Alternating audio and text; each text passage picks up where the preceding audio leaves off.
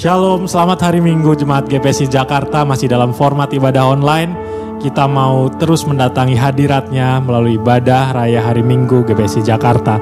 Sebelum kita mulai ibadah hari Minggu ini, kita mau ajak jemaat semua untuk bersatu dalam doa. Mari kita berdoa. Puji syukur Tuhan, karena kebaikan-Mu kami bisa hadir kembali Tuhan dalam ibadah pada hari ini. Bukan karena kuat gagah kami Tuhan, tapi karena anugerah-Mu semata. Biar Engkau mau buka hati kami, Engkau mau masuk ke dalam relung hati kami untuk kami dapat mengikuti ibadah ini dengan baik. Kami dapat Engkau ajar Tuhan dengan sempurna sehingga kami mendapat pembaharuan akan firman dari Engkau. Terima kasih Tuhan, terima kasih. Kami semua di sini yang siap memuji memuliakan nama-Mu dan mendengar kebenaran firman-Mu, sama-sama kita katakan, amin, haleluya, terima kasih. Kita mau terus pujikan nama Tuhan dengan bersuka cita. Boleh sambil kami berdiri, kita mau tepuk tangan, kita mau bersuka cita karena Tuhan baik, haleluya.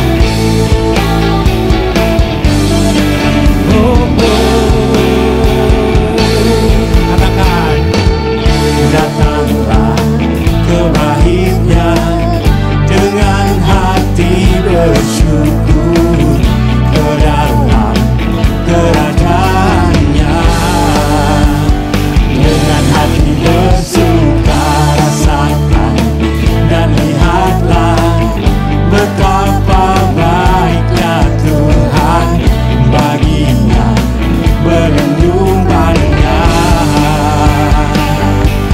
Akan bersorak-sorai, akan bersorak-sorai, bersyukurlah kepada Tuhan, sebab Dia baik, bahwasanya untuk selamanya kasih setianya.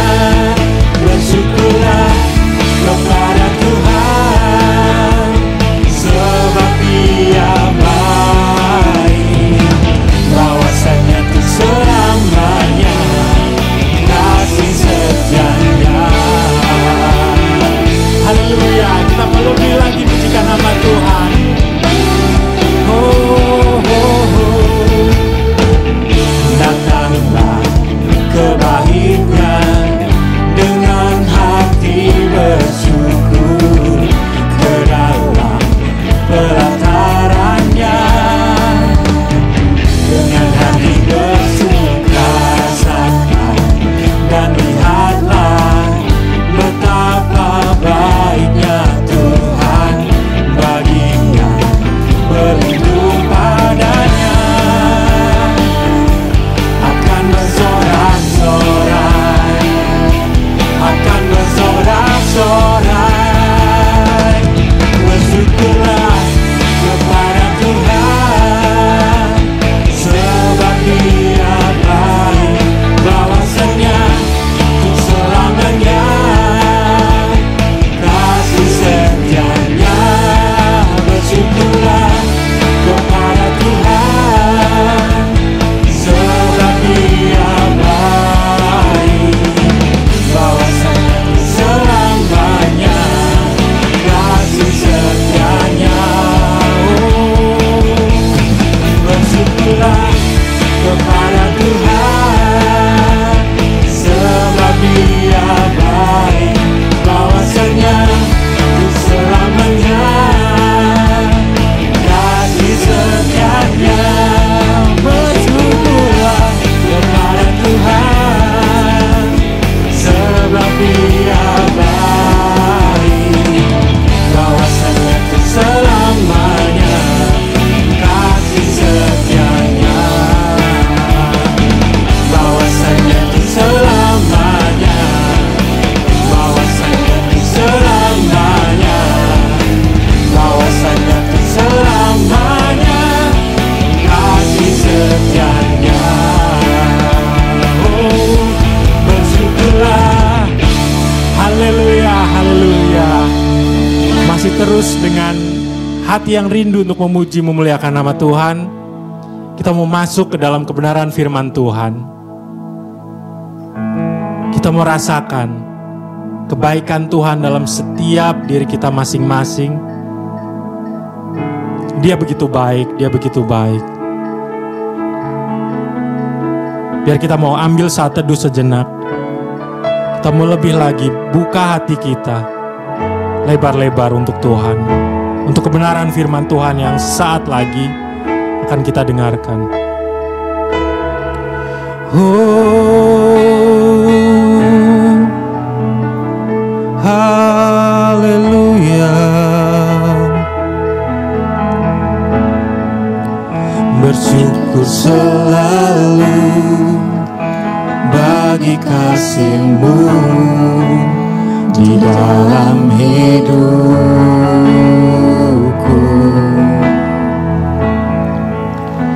Takkan ku ragu atas rencana-Mu untuk masa depanku.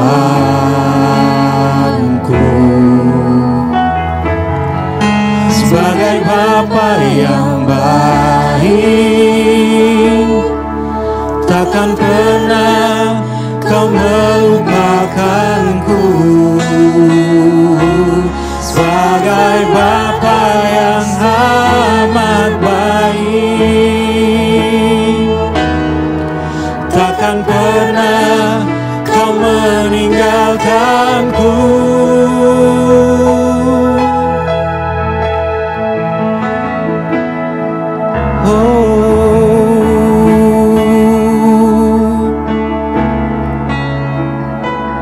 Pujikan lagu ini dari awal dengan lebih-lebih lagi.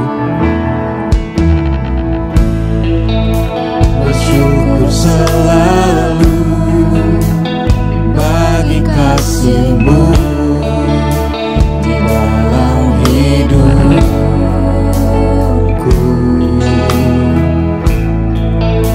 Dan takkan ku ragu atas rencana-Mu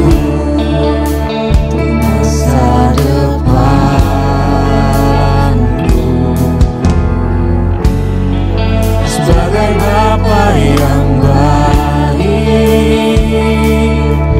takkan pernah Kau melupakanku. Sebagai Bapa yang sangat baik,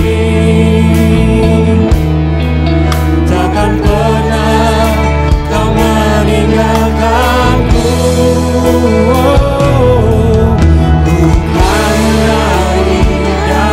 Suka karena-Mu, oh Yesusku, dan bukan minum air-Mu bagai rusa rindu. Selalu ku hidup dalam-Mu dan hidupku di dalam-Mu, oh Yesusku. Kau sangat ku cinta.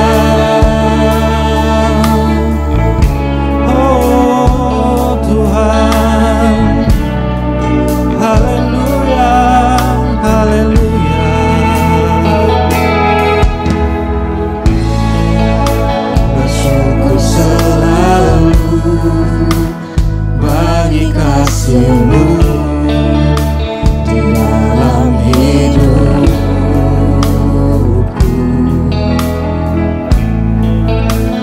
takkan ku ragu atas rencana-Mu untuk masa depanku.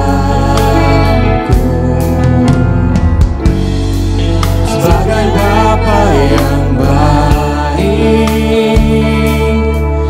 takkan pernah Kau melupakanku. Sebagai Bapa yang sangat baik, takkan pernah Kau meninggalkanku. Ku kan menari dan bersuka karena-Mu, oh Yesusku, dan bukan minum air-Mu bagai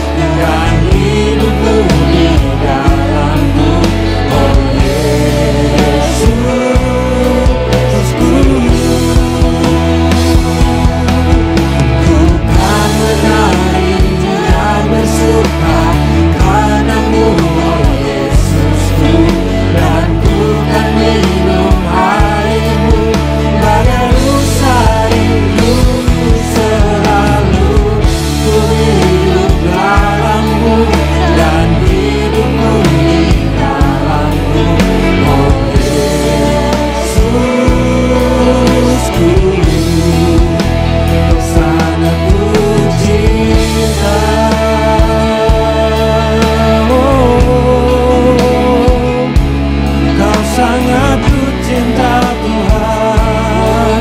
Haleluya Tuhan, Kau kami sembah, kami tinggikan Tuhan.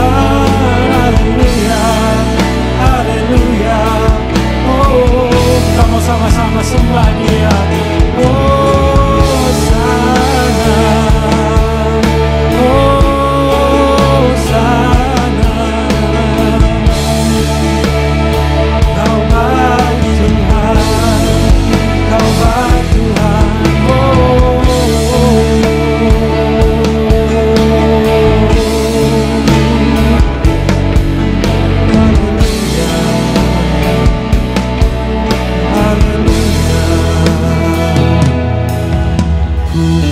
menari dan bersuka karenamu, oh Yesusku, dan ku kan minum airmu bagai rusa rindu selalu.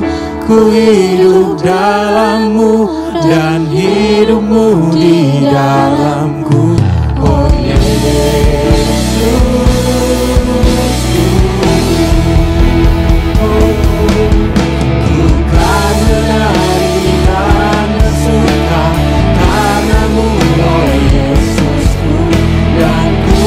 Minum airmu bagai rusa rindu selalu. Ku hidup dalammu dan hidupmu di dalamku, oh Yesus. Kau sangat ku cinta, oh Tuhan.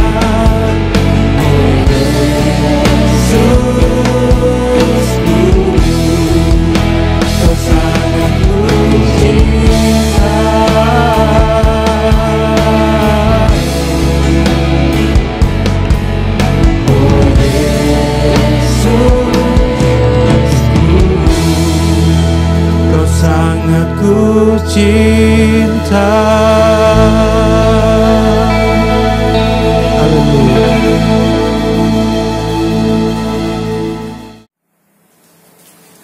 Shalom saudara, kita bertemu kembali dalam ibadah online GPC minggu kedua di bulan Mei. Kita percaya bahwa penyertaan Tuhan sempurna adanya sehingga memungkinkan saudara dan saya bisa beribadah kembali. Baik, saudaraku, kita akan memulai menggali firman Tuhan ini. Tetapi sebelumnya kita berdoa dulu untuk meminta hikmat daripada Tuhan kita dan Allah Roh Kudus. Mari kita berdoa. Bapa, di dalam nama Tuhan Yesus Kristus, Allah yang kami sembah, kami tinggikan, yang kami tahu oleh tuntunan Roh Kudus-Mu, sehingga Tuhan, pada pagi hari ini kami boleh kembali beribadah bersama-sama dengan saudara-saudara seiman. Meski kami tidak bertemu secara fisik, tetapi lewat online kami boleh menikmati ibadah ini ya Tuhan. Terima kasih buat penyertaan Tuhan. Dan pagi hari ini ya Tuhan, biarlah Tuhan yang menyertai ibadah kami ini, terlebih di dalam penggalian firman Tuhan, sehingga kami boleh diberkati dan kami boleh semakin mengerti akan daripada Tuhan. Berapi hamba yang Tuhan pakai menjadi saluran berkat Tuhan pada pagi hari ini. Dalam nama Tuhan Yesus Kristus kami siap mendengarkan sabda Tuhan. Dalam nama Yesus Kristus kami berdoa mengucap syukur. Amin. Saudara-saudara, tema pada bulan Mei adalah berdoa di dalam Roh Kudus. Nah, saya diberikan oleh Pak Gembala 2 sesi di dalam bulan Mei ini ya, yaitu hari ini tanggal 9 Mei dan juga nanti tanggal 23. Oleh sebab itu saya akan membawa khotbah ini dalam berseri ya, sehingga nanti di tanggal 23 yang kita tahu itu adalah secara tradisi umat Kristen merayakan hari pencurahan Roh Kudus, hari Pentakosta. Nah, nanti tanggal 23 saya juga akan bertemu dengan saudara-saudara yang saya kasihi dengan topik yang berhubungan dengan sekarang ini. Baik, pada saat ini sebagaimana tema kita di bulan Mei, berdoa dalam Roh Kudus, saya mengambil tema pada bagian pertama ini adalah siapakah Roh Kudus itu? Nah, kita harus mengerti dulu siapa Roh Kudus itu sehingga kita bisa mengerti berdoa di dalam Roh Kudus, ya.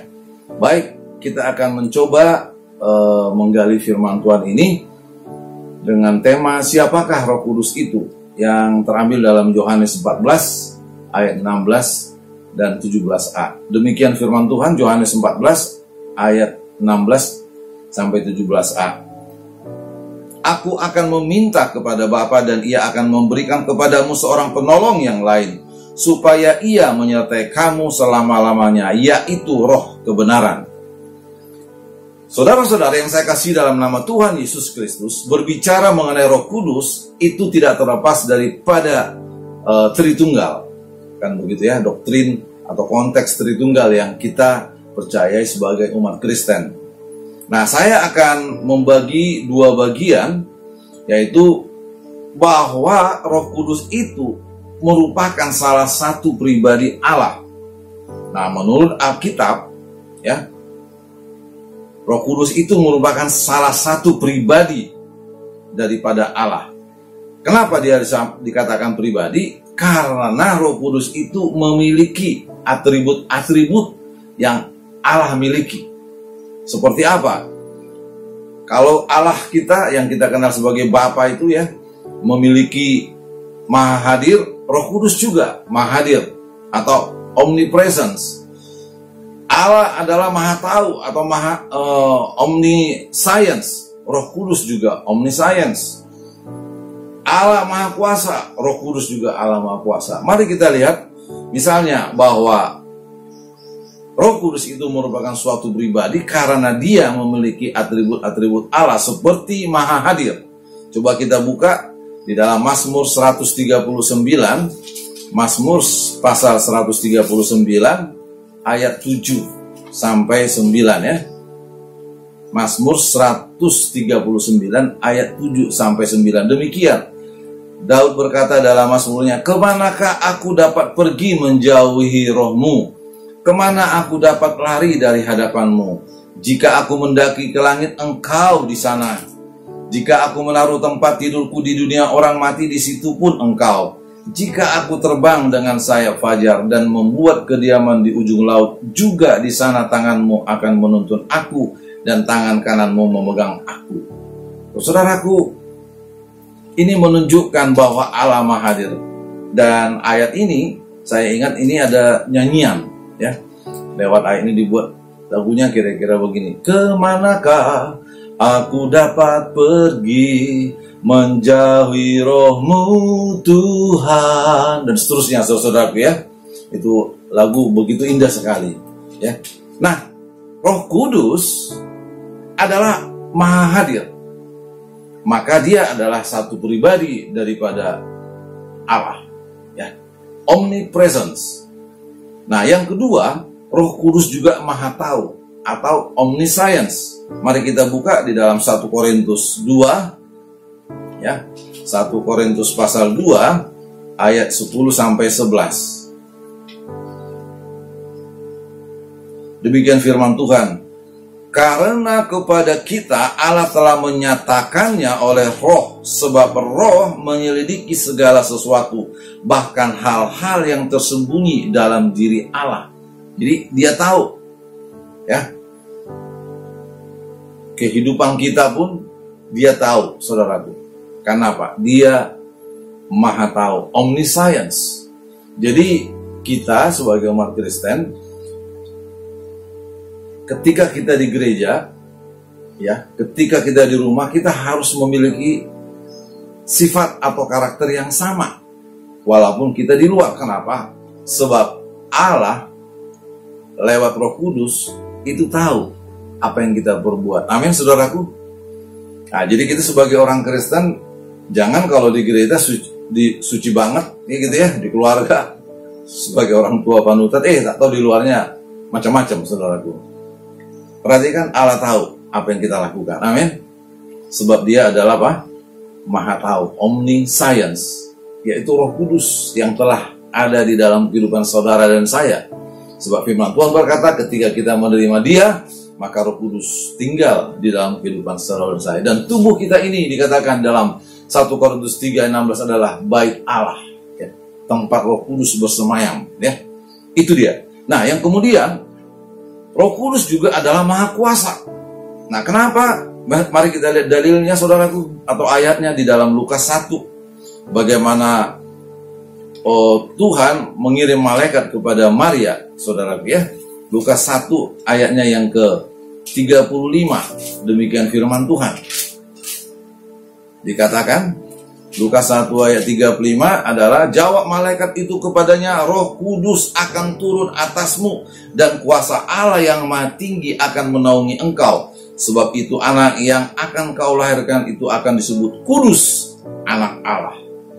Ya. Itu dia, saudara-saudaraku, ya. Jadi malaikat pun telah menyebutkan istilahnya Yesus itu anak Allah. Dan yang kita baca di awal tadi katanya, Roh Kudus akan turun atasmu dan kuasa Allah yang Maha Tinggi akan menaungi engkau. Ya. Jadi Roh Kudus itu memiliki kuasa, saudara, untuk membuat Maria lahir tanpa hubungan suami istri, ya. Itu dia, bahwa memang Roh Kudus merupakan pribadi daripada Allah kita. Itu. Nah, bagian B, Roh Kudus juga adalah memiliki pikiran, perasaan atau emosi, ya, dan juga kehendak atau will. Nah, mari kita lihat juga, ya, Roma 8, bahwa dia memiliki pikiran atau mind, ya. Roma 8 ayatnya yang ke-27, saudara-saudaraku, ya. Roma 8 ayat 27 dikatakan apa?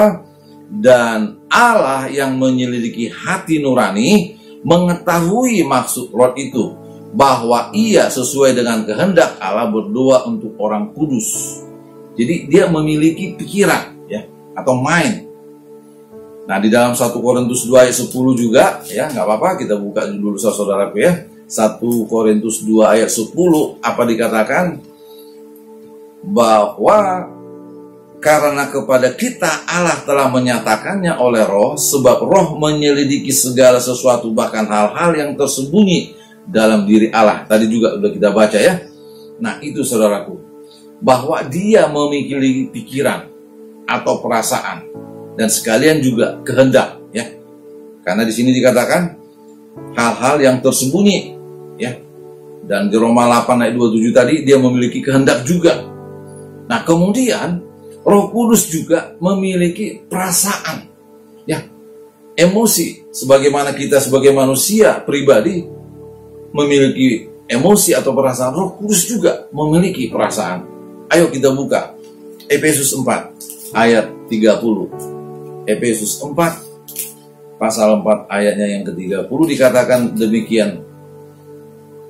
Dan janganlah kamu mendukakan Roh Kudus Allah yang telah memeteraikan kamu menjelang hari penyelamatan. Janganlah kamu mendukakan, ya. Jadi Roh Kudus juga bisa, ya, berduka, merasa sedih kalau dia istilahnya disakiti. Kan kira-kira begitu, saudara, ya. Nah, membuktikan bahwa dia, Roh Kudus, adalah suatu pribadi, saudara. Itu dia. Nah, lalu Roh Kudus nanti ada juga, saudara-saudaraku, ya, baca nanti di dalam Kisah Para Rasul 16. Ayo kita buka aja, ya, mengenai kehendaknya. Dia juga memiliki kehendak. Coba kita baca Kisah Para Rasul 16. Kisah Para Rasul 16 ayat 6.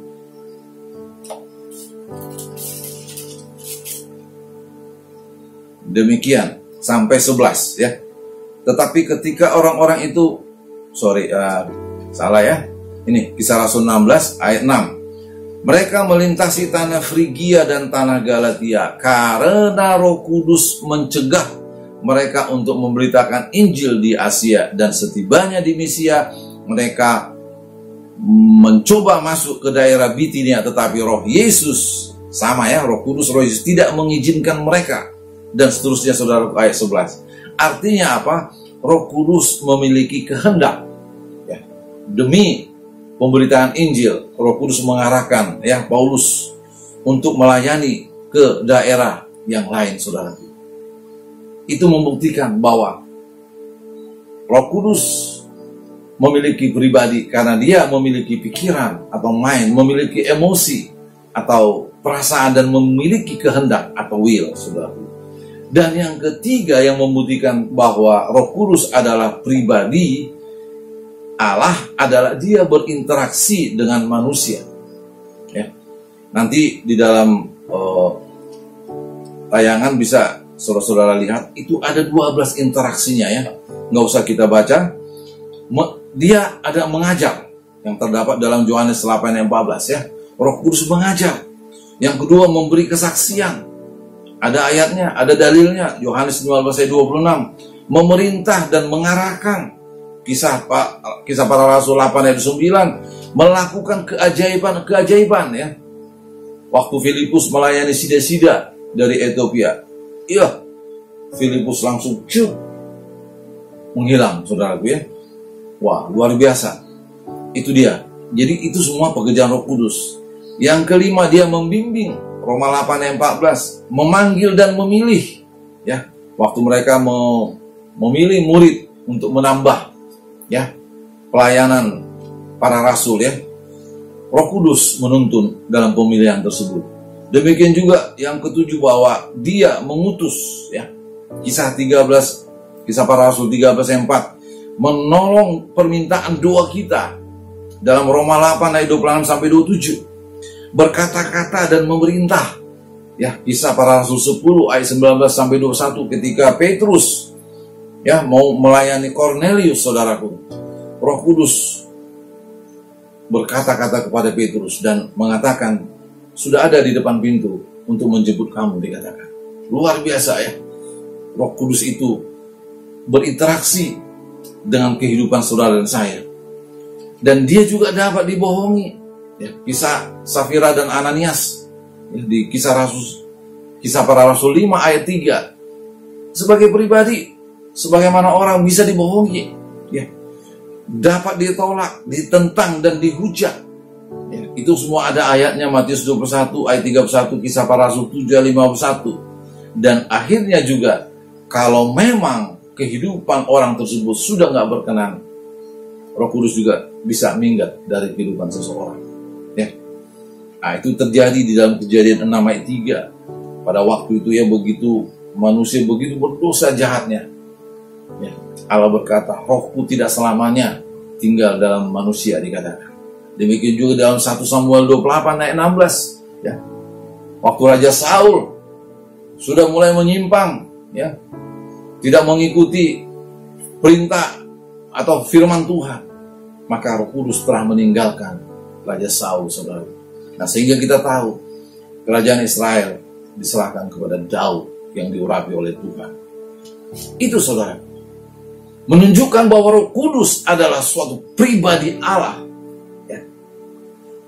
Banyak orang mengatakan, ya, dulu juga, ya, dan ada kelompok, ya, dulu pada waktu masa-masa gereja mula-mula, ya, mengenai Tritunggal ini memang sungguh pelik, saudaraku, ya, mengenai keilahian Yesus, ya, dan juga mengenai Roh Kudus ini, ya, sampai ada paham Arianisme, ya, yang cikal bakal saksi Jehovah, ya. Roh Kudus itu dianggap sebagai sebuah energi, ya, energi gitu, ya, bukan pribadi.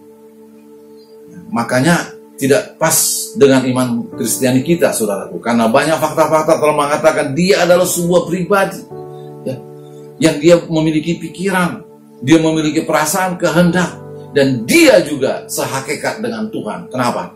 Karena dia juga maha hadir, maha tahu, dan maha kuasa, saudara. Nah, sekarang kita masuk poin yang kedua, keberadaan Roh Kudus, ya. Mungkin kita berkata, apakah Roh Kudus sudah ada dulu? Sudah, saudara. Dia sudah ada dari dulu, ya. Mari kita buka di dalam penciptaan langit dan bumi, saudaraku, Kejadian 1, ya. Kejadian 1 ayat 1 dan 2 dikatakan apa? Yang perikopnya Allah menciptakan langit dan bumi serta isinya. Pada mulanya Allah menciptakan langit dan bumi.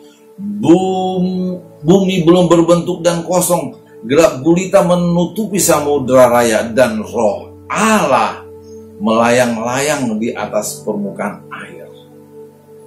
Nah, saudara, kalau selidiki kata Allah di situ, itu adalah Elohim, bahasa Ibraninya, yang menunjukkan kejamakan, bukan tunggal. Kita bersyukur, saudara-saudaraku, sebagai pengikut Yesus, ya, kita diberikan makna yang jelas mengenai siapakah Allah itu. Hanya Kristen, ya, yang bisa, ya, boleh menerjemahkan Allah itu siapa, dan bekerja dalam 3 pribadi, ya. Luar biasa kita pengikut Yesus, saudara. Walaupun memang hubungan mereka tidak bisa 100%, tapi minimal kita lebih mengenal Allah itu dibanding orang lain, saudara. Kenapa? Karena Allah itu ada di dalam Yesus Kristus. Amin, saudaraku. Itu dia. Nah, jadi Roh Kudus pun dari dulu kala sudah ada, karena memang dia juga kekal. Ini sudah kita baca tadi dalam Kejadian 1 ayat 1-2 di dalam penciptaan, ya. Roh Kudus sudah ada juga, saudara. Demikian juga Roh Kudus menyertai umat Israel. Bagaimana penyertaannya? Dalam bentuk tiang dan awan, ya. Tiang api. Jadi kalau siang hari mereka dalam perjalanan mereka, karena panasnya, Roh Kudus ada di tengah-tengah mereka dalam membuat awan, saudara. Dan pada malam hari, karena tidak ada penerang, Roh Kudus membuat tiang api sungguh di luar nalar manusia. Itu adalah pekerjaan Roh Kudus, saudara. Nanti bisa kita baca dalam Keluaran 14 ayat 21-22. Bagaimana Roh Kudus menyertai umat Israel, ya, dalam bentuk tiang awan dan tiang api. Demikian juga Roh Kudus menggerakkan hati orang Mesir untuk membantu umat Tuhan ketika mau meninggalkan Mesir. Sungguh luar biasa, ya. Firaun sangat pengen supaya umat Israel tetap di Mesir, ya. Tetapi pada saatnya mereka harus eksodus keluar, karena Mesir melambangkan dosa, perbudakan, saudara. Nah, yang herannya, masyarakat Mesir, di mana tetangga umat Tuhan waktu itu tinggal, hati mereka tergerak untuk membantu mereka, saudara. Luar biasa. Mereka dikatakan di dalam Keluaran 12 ayat 36, memberi emas dan perak kepada umat Tuhan, saudara. Demikian juga kalau kita periksa, Roh Kudus juga turun pada Bezalel dan Aholiab untuk membangun kemah suci, di mana umat Tuhan harus menyembah Tuhan di padang gurun lewat beribadah di kemah itu, yang dipimpin oleh Imam Harun, saudara, dan juga umat Lewi, saudaraku, sebagai pekerja Tuhan. Jadi sebelum merancang kemah itu, maka Tuhan lewat Roh Kudus turun kepada Bezalel, ya, dan Aholiab untuk mengkalkulasi semua, ya, peralatan-peralatan yang sungguh luar biasa, saudaraku. Kalau saudara periksa dalam pembuatan tabernakel itu, kemah suci Allah, wah, harus terbuat dari ini, luar biasa, saudara. Ya. Sungguh suatu perhitungan yang detail, ya, itu dia. Demikian juga saat Yesus dibaptis di Sungai Yordan, ya, Roh Kudus hinggap, dikatakan berupa merpati. Yohanes melihat, ya. Karena Roh Kudus berkata, Tuhan berkata bahwa jika ada nanti merpati, seekor merpati turun atas Yesus, maka itulah Roh Kudus yang akan membaptis dengan Roh Kudus, dikatakan. Disitulah kelihatan Tritunggal itu. Maka ada suara dari surga berkata, inilah anak yang kukasihi, dikatakan. Ya. Pertemuan Tritunggal waktu di Sungai Yordan, saudara. Dan demikian juga yang keenam, Roh Kudus dideklarasikan pada hari Pentakosta. Ya. Jadi memang kalau saya lihat, ada saat-saat juga bahwa suatu momen tertentu dia harus mendeklarasikan, sama seperti Yesus. Yesus pun sudah ada dari kekal yang dulu. Kalau kita periksa di dalam dialog dengan umat Yahudi, ada di Taurat, ya. Di dalam Yohanes 6 dikatakan, aku sudah ada sebelum Abraham ada, dikatakan. Dan Yohanes juga memberi kesaksian, ya, bahwa dia sudah ada sebelum aku ada, kata Nabi Yohanes, saudara. Jadi memang pada saat hari Pentakosta, disitulah deklarasi bahwa Roh Kudus memulai secara global, ya, kehadirannya di bumi ini, saudara-saudara. Itu dia. Dan kehadiran Roh Kudus adalah untuk melanjutkan pekerjaan Yesus, karena Yesus telah naik ke surga, ya.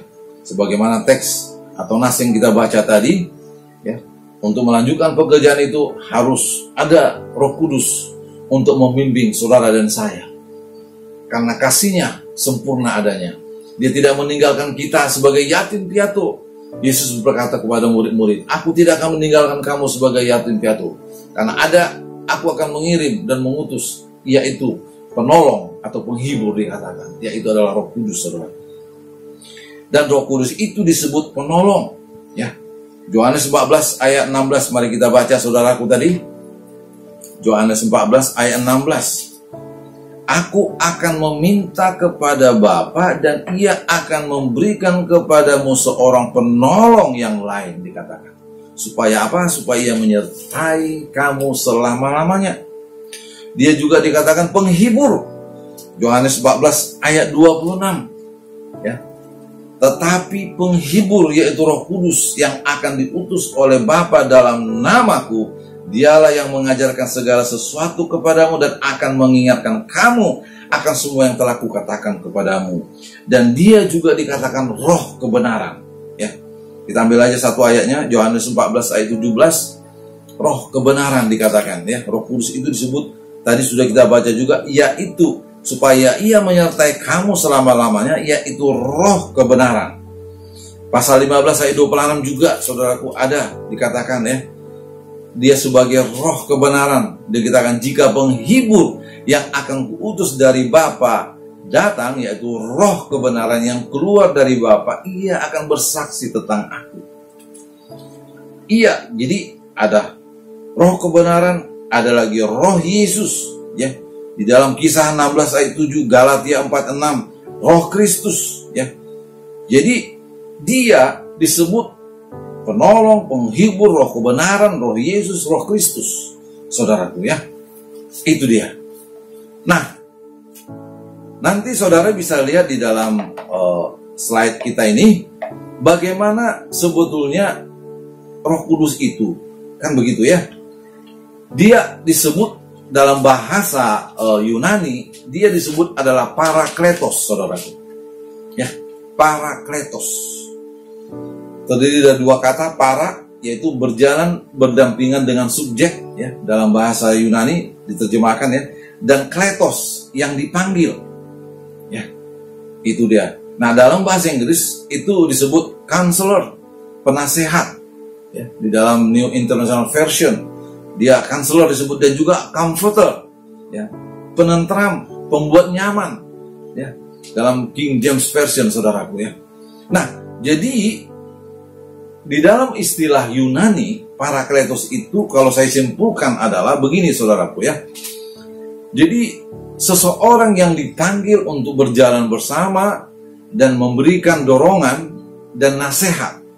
Itulah arti Parakletos itu. Saya ulang, arti Parakletos adalah seseorang yang mendampingi orang yang berjalan bersama, dan orang itu memberikan dorongan, nasihat. Ibarat kalau dalam istilah hukum, dialah sebagai advokat, ya, pembela, saudaraku. Itulah Roh Kudus itu, Parakletos itu. Jadi dia, Roh Kudus, dia membela saudara dan saya. Setiap ada dakwaan dari si iblis, oh, Roh Kudus itu membela saudara dan saya. Amin, saudaraku. Dia akan mencerahkan hati dan pikiran kita supaya kita berjalan tetap di dalam kehendak Tuhan, saudara. luar biasa. Dan yang kedelapan, ya, Roh Kudus itu keluar dari Bapa. Ya, Yohanes 15 ayat 26. Dan dia juga keluar dari Yesus Kristus. Yohanes 16 ayat 7. Kisah 16 ayat 6 ayat 7. Galatia 4:6, Roma 8:9, Filipi 1 ayat 19. Memang saudaraku ya, gara-gara ayat-ayat ini kita mendengar begitu seru ya perdebatan masalah Tritunggal ya. Seolah-olah kalau Roh Kudus keluar dari Bapa, Roh Kudus keluar dari Kristus, seolah-olah ada Dwi Tunggal, saudaraku ya. Nah, tapi saya tidak mau menekankan ke situ. Kenapa? Saya akan jelaskan nanti sebetulnya ya. Tidak seorang pun yang bisa menganalogikan ya, Tritunggal itu 100%, saudara. Enggak. Memang sangat seksi ya kalau berdebat ya soal Tritunggal, kan begitu ya. Ya, seperti ada kebanggaan-kebanggaan intelektual, kira-kira begitulah ya yang saya tangkap. Tetapi saudara dan saya akan coba juga memberikan gambaran mengenai Tritunggal itu, saudara. Walaupun memang itu tidak persis juga dapat diterima akal 100%, ya. Dan itu memang diakui oleh para teolog. Tidak seorang pun, saudara. Nah, jadi keberadaan Roh Kudus itu ada 8, saudaraku ya. Nah, oleh karena itu tadi, karena ada ayat-ayat seolah-olah dia Dwi Tunggal, ya. Tidak, saudaraku ya. Saya tetap meyakini bahwa memang Allah kita adalah Allah yang esa, yang memiliki 3 pribadi, saudaraku. Ya, kita harus mengakui bahwa rasio manusia tidak akan pernah dapat memahami Tritunggal sampai tuntas dan memuaskan. Diperlukan iman yang sumbernya dari Roh Kudus dan Alkitab, saudara. Memang hal ketidakmengertian secara akali 100% tentang Tritunggal itu tidak menjadi penentu ya dari realita kesediaan jiwa manusia untuk menerima dan mempercayai Tritunggal. Amin, saudaraku. Walaupun kita tidak bisa ya menerima secara akal 100%, itu tidak menjadi penghalang, saudaraku, untuk kita mengimani Allah kita yang 3 pribadi. Ya. Nah, saya ambil contoh dalam kehidupan kita sehari-hari. Ya.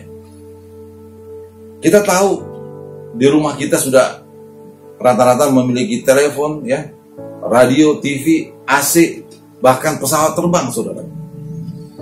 Saya percaya tidak ada yang 100% mengetahui cara kerja alat-alat tersebut, khususnya pesawat. Tidak ada. Tetapi, saudaraku, kita bisa menikmati keberadaan alat-alat itu. Amin. Betul nggak? Ya, walaupun kita nggak mengerti 100% cara kerjanya, tapi kita percaya bahwa alat-alat itu semua membantu kehidupan kita. Amin. Kira-kira demikian juga, saudaraku, analogi ya, mengenai Tritunggal itu. Walaupun tidak 100% kita mengetahui masing-masing cara kerjanya, saudaraku, Tritunggal itu, tetapi minimal kita bersyukur ya, lebih mengetahui Allah itu dibanding orang lain, saudara. Amin, saudaraku. Kita bersyukur itu, saudaraku. Ya. Nah, pengalaman umat Tuhan ya, umat Kristen ya, mirip dengan apa yang saya sampaikan tadi, saudaraku ya. Jadi walaupun dengan analogi-analogi berbagai macam yang kita buat, tidak akan pernah 100% bisa ya menganalogikannya ke Tritunggalan itu, saudaraku. Maka Paulus berkata di dalam 1 Korintus 13 ayat 12, karena sekarang kita melihat dalam cermin suatu gambaran yang sama-sama, tetapi nanti kita akan melihat muka dengan muka. Nah, nantilah, saudaraku ya, di surga kita akan melihat sebenarnya. Amin, saudaraku. Nah, tapi walaupun demikian, saudaraku ya, saya akan mencoba membuat analogi ya, mengenai Tritunggal itu, saudaraku. Saya mengambilnya dari analogi sejarah, saudaraku, yaitu mengenai manusia sebagai peta dan gambar Allah di mana dalam setiap fase kehidupan manusia itu mengalami perubahan-perubahan. Ya, coba lihat nanti tabel ini, saudaraku. Ya. Nah, di situ saya menganalogikan kehidupan saya, ya, yang saya bagi dalam 3 tahap, ya, usia 15 tahun, 55 tahun, dan 90 tahun. Ya, artinya saya berdoa kalau Tuhan mengizinkan sampai 90 tahun. Amin, saudaraku. Ya, kira-kira begitu, saudaraku. Nah, saya menganalogikannya, jika saya atau Deslan di usia 15 tahun, ya, saya memiliki suatu pribadi, ya, pribadi Deslan yang utuh, ya, yang, ya, mempunyai will, ya, atau tindakan, pemikiran, feeling, emosi, ya, yang berbeda ketika Deslan berumur 55 tahun. Ya. Nah, sekarang saya mau jalan 56, saudaraku, ya. Nanti Desember usia saya 56, ya.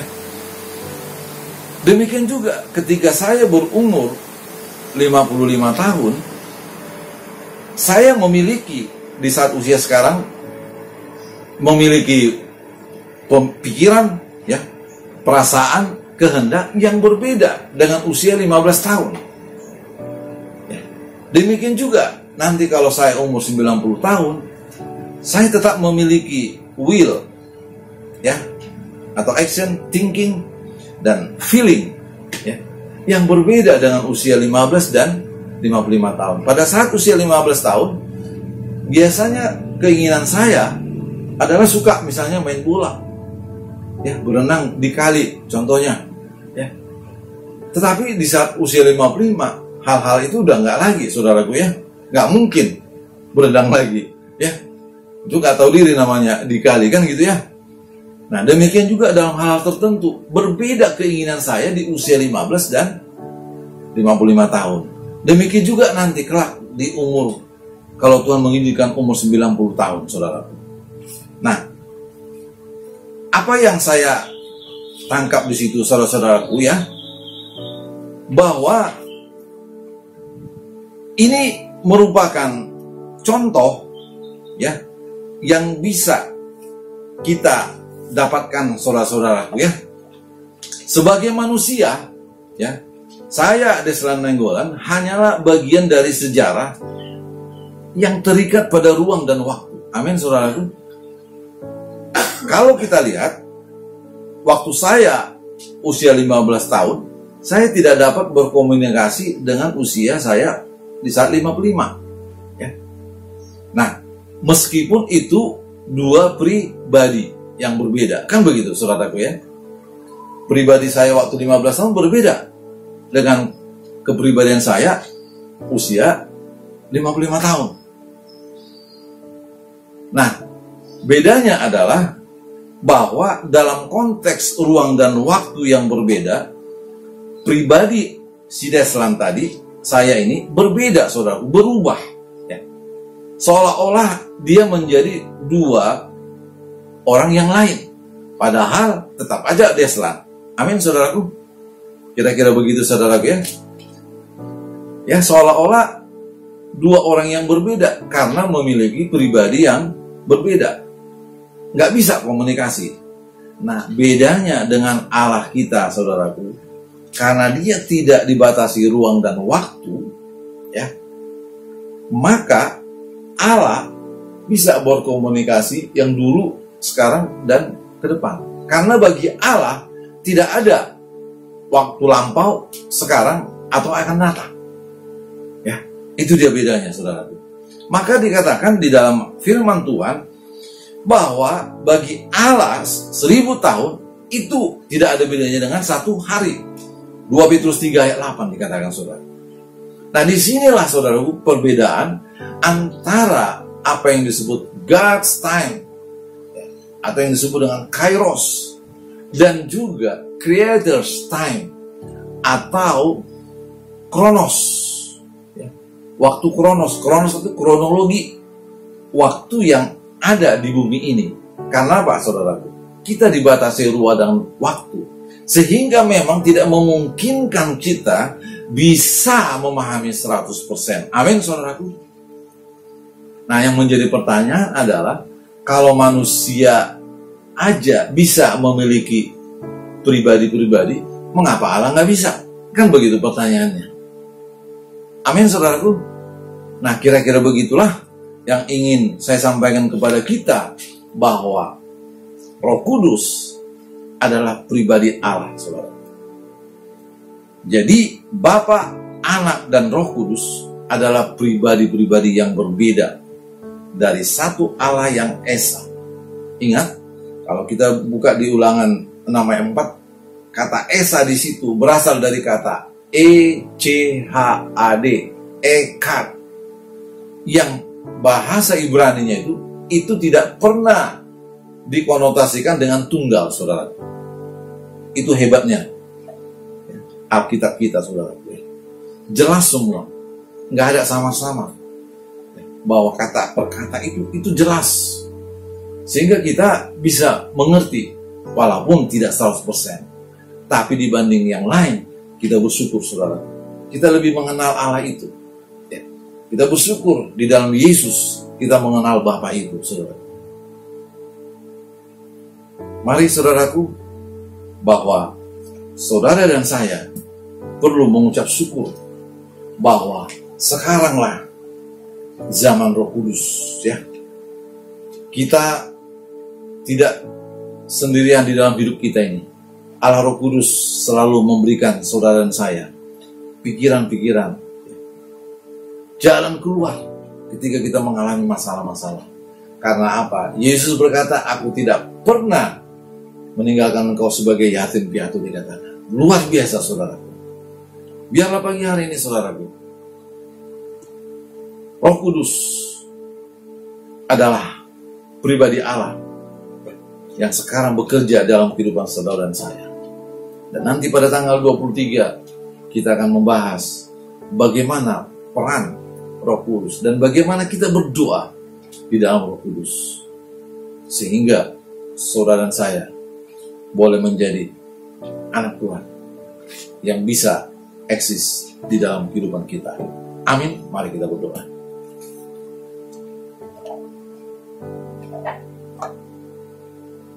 Allah Bapa, dalam nama Yesus Kristus dan Allah Roh Kudus, terima kasih Tuhan, pada pagi hari ini kami telah mendengarkan firman-Mu yang membahas siapakah Roh Kudus itu.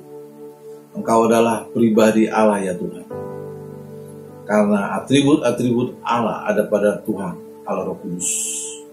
Terima kasih Tuhan buat pemberitaan Tuhan. Kami tahu Tuhan, Engkau Maha Hadir. Engkau ada di tengah-tengah kami pagi hari. Engkau juga ada di mana saja, ya Tuhan. Di dalam khotbah-khotbah online atau di gereja, yang meski di dalam saat pandemi ini tidak sepenuhnya ada Tuhan, tetapi Engkau hadir di mana-mana. Karena Engkau omnipresent, ya Tuhan. Terima kasih Tuhan buat firman-Mu pagi hari ini.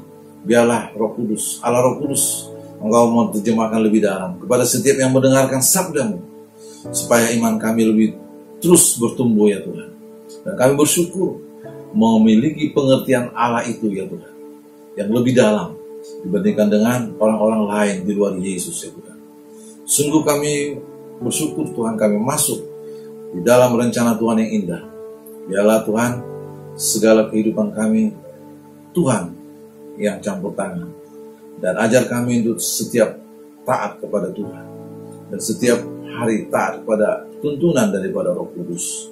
Terima kasih Tuhan juga, hamba serahkan buat nanti pada tanggal 23, hamba juga akan membahas mengenai peran Roh Kudus dan doa kami di dalam Roh Kudus. Biarlah Tuhan juga yang mempersiapkan hamba menjadi alat-Mu untuk menjadi selalu berkat Tuhan. Berkati juga daripada orang-orang yang telah mempersiapkan acara ini, Tuhan. Kami tahu mereka telah bersusah payah, tapi kami juga percaya Tuhan, pekerjaan yang mereka lakukan tidak sia-sia. Tuhan akan memberikan berkat-berkat Tuhan sebagaimana janji-Mu di dalam 1 Korintus 15 ayat 58, ya Tuhan. Segala puji syukur hormat bagi-Mu, ya Tuhan, dan berkatilah setiap kami yang mendengarkan sabda-Mu. Terpujilah namamu Tuhan. Mari kita terima berkat dari Allah Bapa. Mari kita angkat tangan kita saudara. Anugerah daripada Allah Bapa, cinta kasih daripada Yesus Kristus, serta persekutuan, pertolongan, penghiburan, dan pengurapan daripada Roh Kudus menyertai saudara dan saya mulai saat ini sampai selama-lamanya. Maranatha, Tuhan Yesus segera datang. Di dalam nama Yesus Kristus kami berdoa dan mengucap syukur. Yang percaya katakan amin.